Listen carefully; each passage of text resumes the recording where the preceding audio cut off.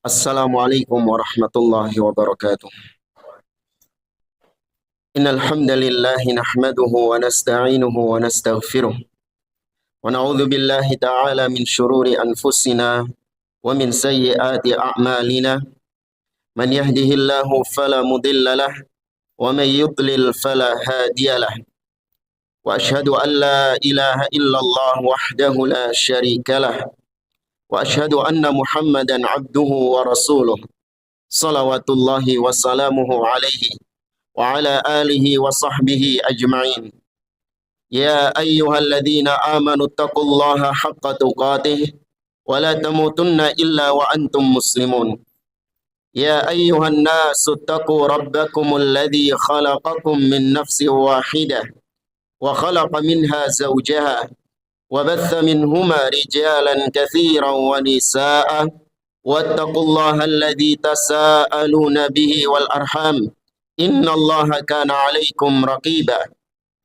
Ya ayyuhalladzina amanu taqullaha wa qulu qawlan sadida yuslih lakum a'malakum wa yaghfir lakum dhunubakum wa man yuti'illaha wa rasulahu faqad faza fawzan 'azima. Amma ba'd.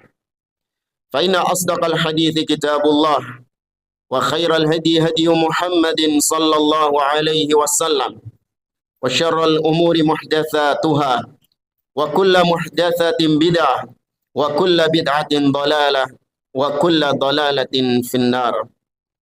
Ma'asyiral muslimin wa zumratal mu'minin rahimakumullah, usikum wa nafsi bitaqwallah faqad fazal muttaqun. Para jamaah salat Jumat rahimani wa rahimakumullah, saya mewasiatkan kepada diri saya pribadi dan kepada para jamaah sekalian untuk kita senantiasa bertakwa kepada Allah Azza wa Jal. Takwa artinya adalah anta'mala bi ta'atillah ala nurin minallah tarju thawaballah, yaitu dengan kita melaksanakan ketaatan-ketaatan kepada Allah. Kita melaksanakannya karena adanya tuntunan dalil dari Allah, dan kita melaksanakannya karena kita mengharapkan pahala surga dari Allah. Takwa juga artinya wa anta truka maksiatallah ala nurin minallah takhafu iqaballah, yaitu dengan kita meninggalkan segala macam kemaksiatan kepada Allah, baik itu kesyirikan, kebid'ahan, ataupun dosa-dosa besar yang lain. Kita tinggalkan itu semua karena adanya larangan yang tegas dari Allah Azza wa Jalla, dan kita meninggalkannya karena rasa takut kita akan azab Allah, akan siksa Allah di neraka wal iyadu billah. Ma'asyiral muslimin, jamaah salat Jumat rahimani wa rahimakumullah. Kita hidup di zaman yang penuh dengan teknologi informasi yang menyebar dengan begitu cepat. Kita hidup di tengah banyak manusia yang berlomba-lomba untuk mengeluarkan pendapat-pendapat mereka, mengeluarkan ide-ide mereka, dan mereka sebarkan hal tersebut di tengah-tengah manusia. Kita mendapati orang-orang menulis apapun yang ingin dia tulis, bukan hanya dalam permasalahan-permasalahan duniawi, namun juga dalam permasalahan-permasalahan agama. Mereka berani untuk menulis apa-apa tentang Allah Subhanahu wa Ta'ala, berani menulis tentang Nabi Shallallahu Alaihi Wasallam, tentang Al-Quran, dan tentang agama tanpa dilandasi dengan ilmu, tanpa memiliki bekal ilmu sama sekali. Kita hidup di zaman orang-orang yang disifati yu'jab bira'yihi. Mereka takjub dengan pendapat-pendapatnya, bahkan mereka sedih apabila pendapat-pendapatnya, tulisan-tulisannya tidak disenangi atau tidak dibaca oleh kebanyakan kaum muslimin.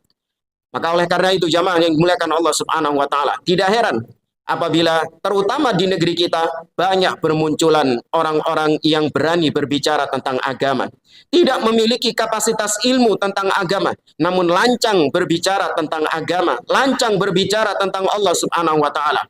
Padahal ketika berbicara tentang masalah duniawi, mereka berhati-hati. Ketika ditanya tentang masalah-masalah ekonomi, ditanya tentang masalah-masalah medis, dia nggak berani sembarangan berbicara karena dia tahu bahayanya. Namun ketika dia ditanya tentang permasalahan-permasalahan agama, dia lancang berfatwa, lancang berbicara tentang Allah, tentang Rasulullah, tentang agama Allah tanpa dasar landasan ilmu. Inilah yang difirmankan Allah Azza wa Jalla. tentang jebakan-jebakan syaitan. Allah Azza wa Jalla mengatakan wala tattabi'u khutuwati syaitan innahu lakum aduwwum mubin innama ya'murukum bis-su'i wal fahsya wa an taqulu 'ala Allahi ma la ta'lamun. Janganlah kalian mengikuti langkah-langkah syaitan, karena sesungguhnya syaitan adalah musuh yang nyata bagi kalian. Sesungguhnya syaitan menyeru kalian untuk melakukan keburukan, melakukan kekejian, dan agar kalian berbicara tentang Allah, berani berbicara tentang agama Allah, mala ta'lamun, apa-apa yang tidak kalian ketahui. Oleh karena seorang muslim wajib untuk memiliki filter, wajib untuk memiliki timbangan bagaimana menimbang ucapan-ucapan manusia yang beredar sekarang, bagaimana menimbang agama ini, mana yang dikatakan hak, mana yang dikatakan batil. Seorang harus memiliki mizan, harus memiliki timbangan. Al-Imam atau Syekhul Islam Ibnu Taimiyah rahimahullahu ta'ala, beliau menegaskan tentang mizan, timbangan yang syar'i, barometer yang benar dalam menimbang segala sesuatu realita yang kita dapati di zaman kita sekarang. Qala Syekhul Islam Ibnu Taimiyah rahimahullahu ta'ala, innamal muttaba' fi itsbati ahkamillahi ta'ala, sesungguhnya yang dijadikan barometer dalam menetapkan kebenaran hukum dalam agama Allah Subhanahu wa taala, kitabullah. Yang pertama adalah kitabullah, Al-Qur'anul Karim. Kemudian yang kedua adalah wa haditsin Nabi sallallahu alaihi wasallam wa sunnatin Nabi sallallahu alaihi wasallam, yaitu sunnah hadis Nabi sallallahu alaihi wasallam. Dan yang ketiga, dan ini yang paling penting, wa fahmi salafi hadhil ummah, dan pemahaman para salafus saleh, pemahaman para sahabat, pemahaman para tabi'in dan orang-orang yang mengikuti mereka dengan baik. Kemudian beliau mengatakan fala yajuzu itsbatu hukmin syar'iyyin biduni hadhil usul tsalatsa la nassan wala istinbatan bihal. Intaha kalamu rahimahullahu taala. Maka tidak boleh seorang menetapkan suatu hukum di dalam agama. Seorang tidak boleh mengambil barometer-barometer yang lain selain tiga hal ini: kitabullah, sunnah Nabi, dan apa yang dipahami oleh para sahabat Nabi Shallallahu Alaihi Wasallam. Namun sangat disayangkan ma'asyiral muslimin, muncul di zaman sekarang timbangan-timbangan, barometer-barometer yang tidak syar'i. Sebagian orang rusak barometernya, menimbang sesuatu dengan timbangan yang rusak. Di antaranya yang pertama yang sering banyak diyakini oleh sebagian orang sebagai barometer dalam beragama, yaitu al-aktsariyah. Bahwasanya kebenaran itu ada pada mayoritas. Kebenaran itu ada pada kebanyakan orang. Sebagian orang menganggap bahwasanya kalau kita ingin tahu mana yang benar, maka lihat jumlahnya. Lihat bagaimana kebanyakan orang. Kalau dia berada di atas mayoritas, maka itulah kebenaran. Dan juga tabiat manusia yang memang tidak mau anti mainstream. Tabiat manusia ingin dia mengalir, ingin dia ikut arus, sehingga gak mau tatkala dia harus melawan arus, tatkala dia harus anti mainstream.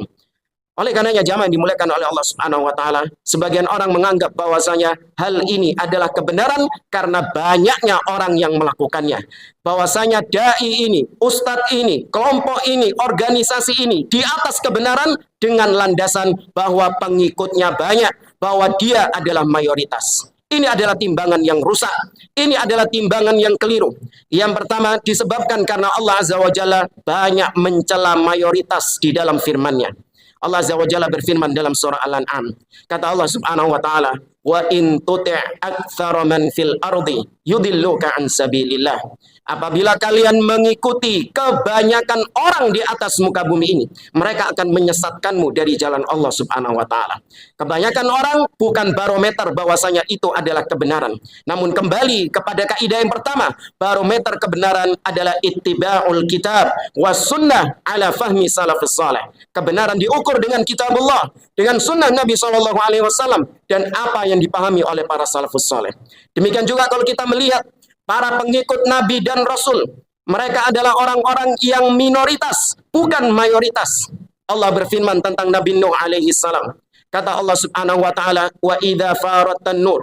Ketika azab kami datang kepadamu wahai Nabi Nuh, maka angkutlah setiap pasangan-pasangan satu-satu dan juga keluargamu dan orang-orang yang beriman bersamamu. Kemudian di akhir ayat itu Allah mengatakan, wa ma amana ma'ahu illa qalil, dan tidaklah yang beriman bersama Nabi Nuh alaihi salam kecuali hanya sedikit, kecuali hanya minoritas. Artinya mayoritas justru tenggelam di zaman Nabi Nuh alaihi salam. Demikian juga Allah Azza wa Jalla berfirman, wa qalilun min ibadiyasy syakur, dan sangat sedikit di antara hamba-hambaku yang bersyukur. Kemudian juga iblis tatkala bersumpah kepada Allah Subhanahu wa taala, iblis mengatakan, "Tsumma la'atiyannahum min baini aydihim wa min khalfihim wa an aymanihim wa an syama'ilihim wa la tajidu aktsarahum syakirin." Sungguh ya Allah, aku akan mendatangi mereka dari arah depan. Aku akan datangi mereka dari belakang, dari kanan, dan dari kiri. Dan kau ya Allah, tentu tidak akan mendapati kebanyakan mereka orang-orang yang bersyukur kepadamu. Artinya mayoritas mereka adalah orang-orang yang tidak bersyukur kepadamu. Justru sedikit orang-orang yang bersyukur, orang-orang yang beriman kepada Allah Subhanahu wa taala. Bahkan Nabi SAW menyebutkan bahwasanya ahlul haq, orang-orang yang di atas kebenaran dengan jumlah minoritas, bukan dengan jumlah mayoritas. Nabi SAW bersabda dalam hadisnya yang diriwayatkan dari Muawiyah bin Abi Sufyan. Nabi SAW mengatakan, wasataftariku hadhil ummah ala 73 firqah kulluha finnar illa wahidah. Nabi mengatakan, umatku akan terpecah belah menjadi 73 golongan, 73 pemikiran-pemikiran. Mereka semuanya terancam di dalam neraka karena kesesatan-kesesatan mereka. Illa wahidah, kata Nabi SAW. Kecuali hanya satu yang selamat. Para sahabat bertanya, qila, qalu ya Rasulullah, manhum? Siapakah yang satu ya Rasulullah? Nabi mengatakan al-jamaah. Merekalah yang disebut dengan al-jamaah, yaitu kata Nabi dalam riwayat yang lain, ma ana alaihi wa ashabi. Mereka yang berada di atas apa yang aku dan para sahabatku berada di atasnya hari ini. Yaitu mereka yang mengikuti pemahamanku, mengikuti akidahku, mengikuti sunnahku. Itulah yang dikatakan selamat oleh Nabi SAW. Demikian juga Abdullah bin Mas'ud. Tatkala menyebutkan tentang perpecahan umat, Abdullah bin Mas'ud mengatakan al-jamaah ma wafaqal haq. Yang disebut dengan jamaah di dalam hadis tadi adalah siapapun yang berada di atas jalan kebenaran. Kemudian Abdullah bin Mas'ud mengatakan al-jamaah ma wafaqal haq wa in kunta wahdak. Meskipun kau seorang diri, meskipun kau sendirian, namun kalau kau berpegang dengan kitabullah, berpegang dengan sunnah Nabi SAW, berpegang dengan pemahaman para sahabat Nabi, kaulah yang dikatakan berjamaah dalam hadis tadi. Meskipun kau seorang diri dan meskipun mayoritas manusia menyelisihimu, meskipun kau berbeda, anti mainstream dengan setiap orang yang kebanyakan di atas muka bumi ini, sepanjang kau berpegang dengan kitabullah dan sunnah dan pemahaman para salafus soleh, kaulah yang dikatakan al-haq. Dalam hadis yang lain Nabi SAW menyebutkan bada'al islamu ghariban wa sayaudu ghariban kama bada fatuba lil ghuraba. Islam datang dalam keadaan terasing. Demikian Nabi SAW. Ketika pertama kali mendakwahkan Islam, Nabi minoritas, mayoritas manusia ketika itu berada di atas kesyirikan kepada Allah Subhanahu wa taala. Namun lambat laun Islam yang dibawa oleh Nabi SAW menjadi banyak, menjadi besar, menjadi mayoritas. Namun Nabi mengatakan wasayaudu ghariban. Islam yang murni dibawa oleh Nabi SAW kelak akan kembali dalam kondisi asing. Dan itu realita yang kita dapati di zaman sekarang, ma'asyiral muslimin. Bukan Islam seperti mayoritas manusia, tapi Islam yang dimaksud oleh Nabi dalam hadis ini adalah Islam yang murni, yang sebagaimana dahulu dibawa oleh Rasulullah Muhammad SAW. Kembali dalam kondisi asing, kembali dalam keterasingan di zaman kita sekarang. Namun Nabi SAW mengatakan fatuba lil ghuraba. Namun beruntunglah, berbahagialah orang-orang yang terasing itu, orang-orang yang tetap berpegang dengan sunnah, tetap berpegang dengan kitabullah, dengan manhaj pemahaman para sahabat Nabi SAW. Mereka itulah orang-orang yang beruntung, kata Nabi SAW. Kemudian juga diriwayatkan dari Al-Laits ibn Sa'ad, seorang ulama tabi'in. Beliau mengatakan, inna kathrata atba'ir rajul isyaratun ila adami sihhati tariqatihi. li'anna ahlal haqqi qillah wa hum fi ghurbah. Seorang ulama yang bernama Al-Laits ibn Sa'ad rahimahullah ta'ala, beliau pernah mengatakan, sesungguhnya mayoritas atau sesungguhnya banyaknya pengikut seseorang, banyaknya followers seseorang, justru itu adalah tanda bahwasanya dia berada di atas jalan yang tidak benar. Ketika kita melihat ada seorang dai, ada seorang ustadz memiliki followers yang banyak, memiliki pengikut yang banyak, jangan serta-merta kita menjudge, menghukumi bahwasanya sang dai pasti di atas kebenaran dengan dasar dia pengikutnya banyak. Kalau pengajian banyak yang hadir, bahkan sampai penuh sesak masjidnya, atas dasar itu kau hukumi sang dai pasti di atas kebenaran? Tidak. Justru itu tanda, meskipun kita nggak boleh memvonis, itu justru tanda, ada isyarat kalau dia berada di atas jalan yang tidak benar. Dengan dia menghalalkan segala cara, dengan dia berdakwah menyenangkan para jamaahnya, menyembunyikan yang hak, tidak mau menegaskan akidah yang hak. Yang penting jamaah senang, yang penting bikin jamaah tertawa, yang penting bikin jamaah suka sama dia. Maka pantas kalau dia mengikuti followers yang banyak, karena apa yang dia sampaikan tidak objektif, apa yang dia sampaikan tidak proporsional. Namun kalau dia tegaskan tentang akidah yang hak, dia tegaskan tentang tauhid, dan dia perangi kesyirikan kepada Allah Subhanahu wa Ta'ala, dia tegaskan tentang sunnah, dan dia perangi kebid'ahan-kebid'ahan, pasti banyak manusia yang mencelanya, banyak manusia yang membulinya, banyak manusia yang tidak lagi respect sama dia. Namun itulah sunnatullah, itulah yang harus dilakukan oleh setiap muslim. Dia tidak mencari ridha manusia, namun dia mencari ridha Allah Subhanahu wa Ta'ala. Aku qouli hada wa astaghfirullah li wa lakum wa lisairil muslimina min kulli dhanbin fastaghfiruh innahu huwal ghafurur rahim. Alhamdulillahi rabbil alamin, wassalatu wassalamu ala asyrafil anbiya'i wal mursalin, nabiyina Muhammadin wa ala alihi wa sahbihi ajma'in, thumma amma ba'd. Ma'asyiral muslimin, jamaah salat Jumat rahimani wa rahimakumullah. Di antara kekeliruan-kekeliruan sebagian orang dalam beragama, dalam menjadikan barometer kebenaran adalah yaitu dengan melihat apakah perbuatan tersebut dilakukan oleh nenek moyang ataukah tidak. Mereka menganggap bahwasanya apa yang datang dari nenek moyang itulah nilai-nilai kebenaran. Sedangkan yang menyelisihi nenek moyang, menyelisihi tradisi, menyelisihi adat istiadat, mereka menganggap itu bukanlah tolak ukur kebenaran. Kebenaran ada pada tradisi, kebenaran apa yang diamalkan oleh para nenek moyang atau para leluhur. Inilah syubhat yang bukan hanya terjadi di zaman sekarang, namun sudah sejak para nabi dan rasul terdahulu. Mereka mendapati kaumnya kekeh dengan kesesatannya, kekeh dengan kesyirikannya, karena menganggap bahwasanya kebenaran itu ada pada nenek moyang. Kebenaran tidak keluar dari nenek moyang. Allah Azza wa Jalla berfirman, wa idza qila lahum ittabi'u ma anzalallah qalu bal nattabi'u ma alfaina alaihi aba'ana awalau kana aba'uhum la ya'qiluna syai'an wa la yahtadun.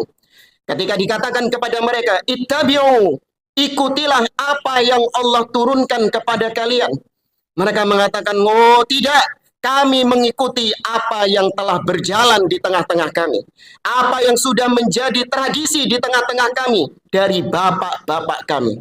Awalau kana aba'uhum, maka dikatakan kepada Nabi SAW, apakah bapak-bapak kalian mendapatkan wahyu dari Allah Subhanahu wa Ta'ala, mendapatkan jaminan kebenaran dari Allah Subhanahu wa Ta'ala, sehingga kalian ngotot berpegang dengan ajaran nenek moyang? Kemudian juga ma'asyiral muslimin, kalau ini dibenarkan bahwasanya kebenaran itu ada pada nenek moyang, maka pertanyaannya, nenek moyang siapa yang kita jadikan tolak ukur kebenaran? Bangsa kita, terutama di dunia ini, banyak memiliki nenek moyang, banyak memiliki leluhur. Jangankan orang-orang di luar Indonesia, di negeri kita saja banyak para nenek moyang. Masing-masing suku memiliki leluhur, masing-masing suku memiliki nenek moyang. Lantas nenek moyang siapa yang dijadikan barometer kebenaran di dalam beragama? Maka yang benar, tradisi kembali ditimbang dengan kitabullah, ditimbang dengan sunnah, ditimbang dengan pemahaman para salafus saleh. Apabila tradisi tersebut sesuai, tidak bertentangan dengan kitabullah, dengan sunnah, dengan pemahaman para salaf, maka tetap dipertahankan. tetap dilestarikan. Namun kalau jelas-jelas tradisi tersebut bertabrakan, bertentangan, menyelisihi kitabullah, menyelisihi sunnah Nabi SAW dan pemahaman para sahabat, maka tinggalkan tradisi-tradisi tersebut meskipun sudah berabad-abad dikerjakan. Karena tolak ukur kebenaran bukanlah dari tradisi nenek moyang. Kemudian juga ma'asyiral muslimin, di antara kekeliruan sebagian orang dalam memahami agama yaitu takdimul aql 'alan naql. Mereka menganggap bahwasanya kebenaran itu apa yang masuk akal, apa yang diterima oleh akal itulah kebenaran. Sedangkan kalau nggak sesuai dengan rasio, nggak sesuai dengan akal, maka ditolak oleh mereka. Inilah yang didengungkan oleh orang-orang ahlul kalam, sebagaimana yang dikatakan oleh Fakhruddin Ar-Razi dalam kitabnya Asasut Taqdis, idza ta'aradul aqlu wan naqlu fanuqaddimul aql wa na'tazilu al-naql. Apabila bertabrakan antara akal dengan dalil, maka kita mengedepankan akal dan kita tinggalkan dalil tersebut. Ma'adzallah, na'udzubillah. Bantahan kata para ulama, di antara orang-orang yang suka membenturkan dalil dengan akal, mereka mendengungkan bahwasanya beragama harus dengan akal sehat, akal sehat. Bahkan ada yang ngotot mengatakan bahwasanya Islam itu bukan Quran, Islam itu bukan hadis, Islam itu bukan fikih, namun Islam adalah akalmu, kata dia, kata seorang tokoh di negeri kita, naudzubillah. Maka bantahannya ma'asyiral muslimin, seandainya kita turuti kemauan mereka, bahwasanya kebenaran itu ditimbang dengan akal, maka sama seperti tadi, akal siapa yang dijadikan tolak ukur? Akal siapa yang dijadikan barometer kebenaran tersebut? Taruhlah memang kebenaran dikembalikan dengan akal, kenapa nggak dikembalikan kepada akal Rasulullah SAW? Bukankah kita sepakat bahwasanya manusia yang paling cerdas, yang paling benar akalnya adalah Rasulullah SAW? Maka akal siapa yang dijadikan tolak ukur? Kata Imam Malik rahimahullah ta'ala, ya laita syari, duhai sangat celaka, bi ayyi aqlin yuzanul kitab was sunnah, dengan akal siapa kita akan menimbang Al-Quran dan sunnah. Ketika kita terjadi perselisihan, pertentangan, Allah tidak menyuruh kita untuk mengembalikan kepada akal, namun Allah memerintahkan kita kembali kepada qala Allah, kembali kepada qala Rasulullah SAW. Allah berfirman, ya ayyuhalladzina amanu athi'ullaha wa athi'ur rasul wa ulil amri minkum fa in tanaza'tum fi syai'in farudduhu ilallahi war rasul in kuntum tu'minuna billahi wal yaumil akhir dzalika khairun wa ahsanu ta'wila. Kata Allah, taati ya wahai orang-orang yang beriman, taatilah Allah, taatilah Rasul dan pemimpin-pemimpin di antara kalian. Apabila terjadi perselisihan di antara kalian, apabila terjadi pertentangan di antara kalian, maka Allah tidak menyuruh kita mengembalikan kepada akal. Farudduhu ilallahi war rasul. Kembalikan perselisihan itu kepada Allah, kepada Rasul, yaitu kepada kitabullah dan kepada sunnah Nabi SAW. Maka lebih mengedepankan dalil daripada akal. Akal digunakan untuk memahami dalil, bukan digunakan untuk menghukumi dalil, bukan digunakan untuk menjustifikasi dalil, karena akal kebenarannya itu relatif, sedangkan dalil itu kebenarannya mutlak, dalil kebenarannya absolut. Berapa banyak di antara kita, akal kita terkadang memahami hari ini sebagai sebuah kebaikan, namun seiring dengan berjalannya waktu, akal kita menganggap itu bukan lagi kebaikan. Sebaliknya, berapa banyak di antara kita pernah mengalami hari ini akal kita menghukumi bahwa itu adalah keburukan, namun seiring dengan berjalannya waktu berubah akal kita memahami itu sebagai sebuah kebaikan. Maka akal itu relatif, sedangkan dalil Al-Quran, dalil sunnah Nabi SAW itu kebenarannya absolut, kebenarannya mutlak. Maka kita lebih mengikuti dalil daripada mengikuti akal. Inilah beberapa kekeliruan-kekeliruan, barometer-barometer, timbangan-timbangan yang rusak dalam beragama, sehingga banyak di antara kaum muslimin yang jatuh dalam kesyirikan, jatuh dalam kebid'ahan, penyimpangan-penyimpangan di dalam akidah, disebabkan karena mereka tidak memiliki mizan yang benar, tidak memiliki barometer yang benar dalam menimbang segala sesuatu. Kita tutup dengan sebuah ucapan emas dari seorang ulama, Syekh Abdul Aziz Ar-Rayis, hafizahullah ta'ala. Beliau pernah mengatakan, inna mimma tamayazdum bihi ahlas sunnah ala kulli sa'iri ahlil bid'ah annakum qayyadtum afhamakum bi kitabillah wa sunnati rasulih sallallahu alaihi wasallam wa fahmi salafi hadhil ummah. Beliau mengatakan, sesungguhnya kalian wahai ahlus sunnah, wahai orang-orang yang berpegang dengan sunnah, yang membuat kalian istimewa, yang membuat kalian spesial di atas semua firqah-firqah yang menyimpang, semua kelompok-kelompok yang sesat. Yang membuat kalian istimewa adalah kalian mengikat pemahaman kalian dengan Al-Quran, dengan sunnah, dengan apa yang dibawa oleh para salafus soleh. Inilah yang tidak dimiliki oleh orang-orang yang menyimpang dari jalan Allah subhanahu wa ta'ala. Maka terus minta petunjuk kepada Allah, terus berdoa kepada Allah agar Allah semakin menguatkan kita di atas kebenaran Al-Quran, As-Sunnah, dan apa yang dipahami oleh para salafus soleh. Dan semoga Allah menjauhkan kita dari segala macam syubhat, segala macam mizan, timbangan-timbangan yang tidak benar, yang bisa menjadikan kita tergelincir dan menyimpang dari jalan Allah subhanahu wa ta'ala. Inna Allaha wa malaikatahu yusalluna ala nabi ya ayyuhalladzina amanu sallu alaihi wa sallimu taslima. Allahumma salli ala Muhammad wa ala ali Muhammad kama sallaita ala Ibrahim wa ala ali Ibrahim wa barik ala Muhammad wa ala ali Muhammad kama barakta ala Ibrahim wa ala ali Ibrahim innaka Hamidum Majid.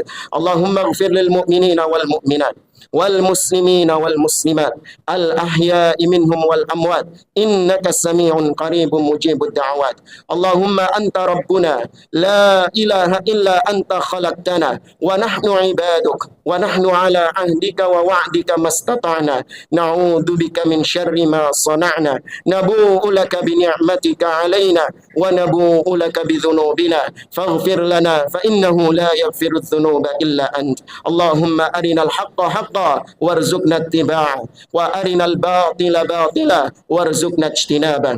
Rabbana la tuzigh qulubana ba'da idh hadaitana wa hab lana min ladunka rahmah innaka antal wahhab.